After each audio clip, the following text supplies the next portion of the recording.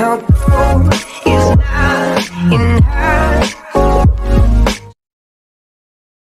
Hi hello నమస్తే welcome back to our channel Tech Vlogs Telugu. Friends ఎలా ఉన్నారు? బాగున్నారా? అందరు బాగున్నారా అని అన్నాను. నేను కూడా బాగున్నాను.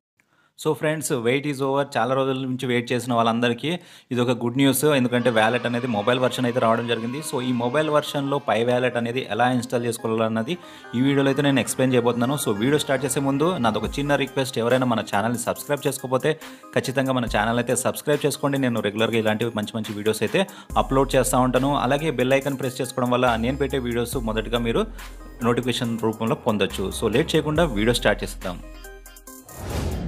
సో ఫ్రెండ్స్, ఈ వీడియోలో అయితే నేను స్టెప్ బై స్టెప్ అయితే ఎక్స్ప్లెయిన్ చేస్తాను పై వ్యాలెట్ అనేది ఎలా ఇన్స్టాల్ చేసుకోవాలన్నది.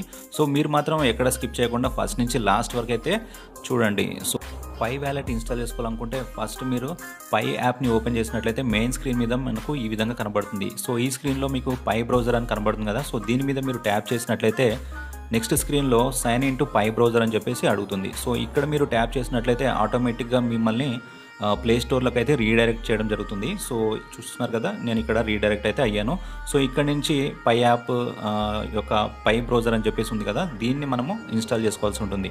సో దీని మీద ట్యాప్ చేసినట్లయితే మనం ఇన్స్టాల్ చేసుకుంటాం. సో తర్వాత దీన్ని ఓపెన్ చేసినట్లయితే మనకు మెయిన్ స్క్రీన్లో అయితే మనకి ఇక్కడ యూటిలిటీస్ అయితే కనబడుతున్నాయి. సో ఈ యూటిలిటీలో వచ్చేసి మనకు వ్యాలెట్ అని ఉంది కదా. సో దీని మీద మీరు ట్యాప్ చేసినట్లయితే జనరేట్ వ్యాలెట్ అనేసి చెప్పి మనకు ఇక్కడ ఆరెంజ్ కలర్లో హైలైట్ అయితే ఉంది కదా. సో ఫస్ట్ టైం మీరు వ్యాలెట్ అనేది జనరేట్ చేసుకున్నట్లయితే దీని మీద ట్యాప్ చేయాల్సి ఉంటుంది. లేదా ఆల్రెడీ మీకు ఇంతకుముందు డెస్క్టాప్ వర్షన్లో వ్యాలెట్ అనేది మీరు క్రియేట్ చేసుకున్నట్లయితే కింద ఆల్రెడీ ఐ హ్యావ్ అకౌంట్ అని ఉంది కదా. సో దాని మీద మీరు క్లిక్ చేయాల్సి ఉంటుంది.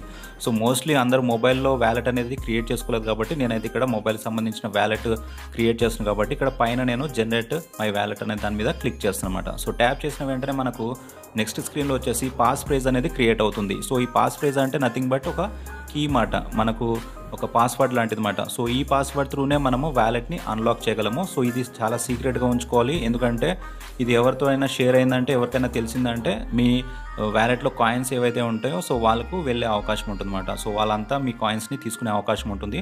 సో అందుకని చెప్పేసి ఇది మీరు సీక్రెట్గా ఉంచుకోవాల్సి ఉంటుంది.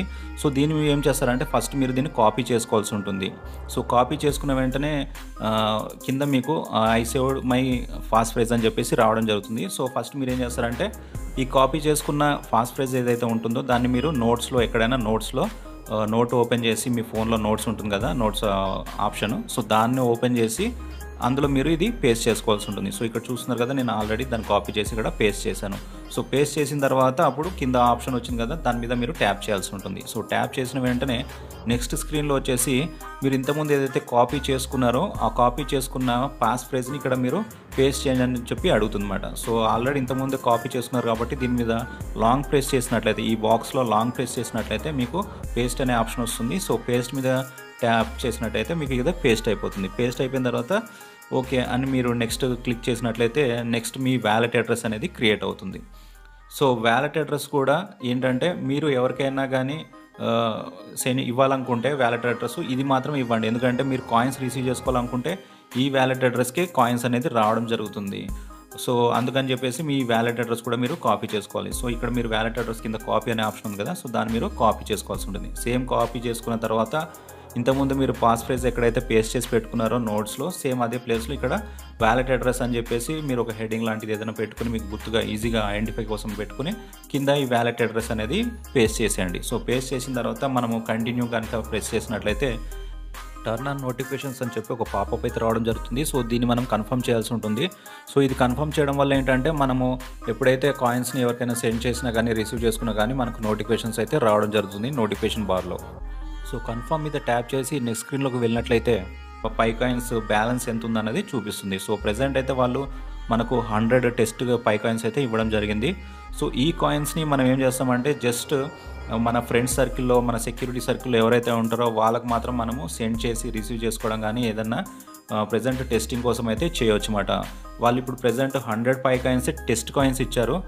కొంతమంది కంగారు పడవచ్చు, నేను నా దగ్గర ఇప్పటికి 3000 కాయిన్స్ అయ్యాయి, లేదా నా దగ్గర ఇప్పుడు 2000 కాయిన్స్ అయ్యాయి, కానీ ఇక్కడ ఇందులో 100 కాయిన్స్ చూపిస్తున్నాయి ఏంటి అనేసి మాత్రం కంగారు పడకండి. ఎందుకంటే ఇది జస్ట్ టెస్టింగ్ కోసం మాత్రమే వాళ్ళు 100 కాయిన్స్ అయితే ఇవ్వడం జరిగింది.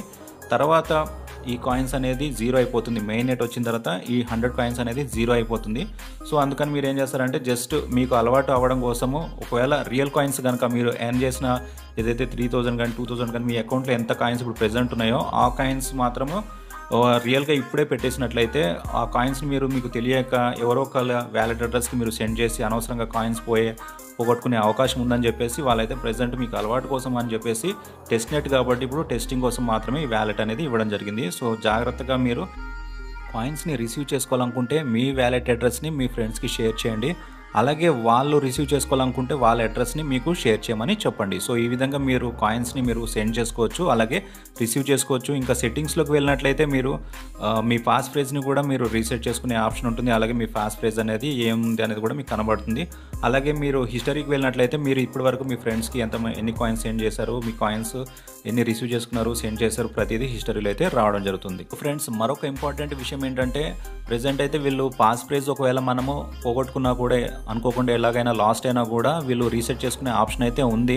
బట్ రీసెట్ చేసిన తర్వాత ఆల్రెడీ మన దగ్గర అయితే కాయిన్స్ ఏవైతే ఉన్నాయో ఆ కాయిన్స్ అయితే జీరో అయిపోతాయని చెప్పేసి వాళ్ళు అంటున్నారు, కాయిన్స్ అయితే పోతాయని చెప్పేసి అంటున్నారు. సో అందుకని చెప్పేసి మీరు అయితే జాగ్రత్తగా పాస్ ఫ్రేజ్ అయితే మీరు ఎక్కడైనా సీక్రెట్గా ఉంచుకోండి, అలాగే కాపీ చేసి పెట్టుకోండి, ఎవరితో అయితే షేర్ చేయకండి.